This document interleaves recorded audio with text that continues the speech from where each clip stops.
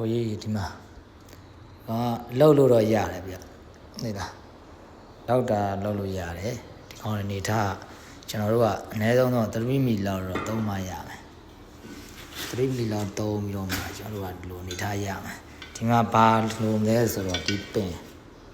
ဟိုဒီပင်လိုမယ်ဒီပင်ကိုကျွန်တော်ဘယ်လိုထွင်ထည့်မလဲတစ်ချက်စဉ်းစားလို့ပြလို့ရတယ်ဆိုတော့အဲ့လိုပြလို့ရမယ်ပြင်ရှားမယ်ပြီးရင်ဒီလိုဟာလေးမဟုတ်လားအဲ့လို lucky ပုံစံမျိုးလေးဒီကောင်နဲ့ထည့်မယ်ပေါ့အားလို့ရှားမယ်အဲ့ဒါပဲချန်နာကတော့အဆင်ပြေတယ်ဒါခောက်တာလည်းခောက်လို့ရမယ်ဒီကောင်လည်းကောင်းတော့ရပါတယ်ဒီကောင်နဲ့လောက်တာလို့ရအဲ့နှစ်ချက်ပေါ့ဒီပင်ဝယ်လို့မရတာနဲ့ဒီကောင်နဲ့အဲ့ဒါနည်းရှာကြည့်ရမယ်အဲ့တော့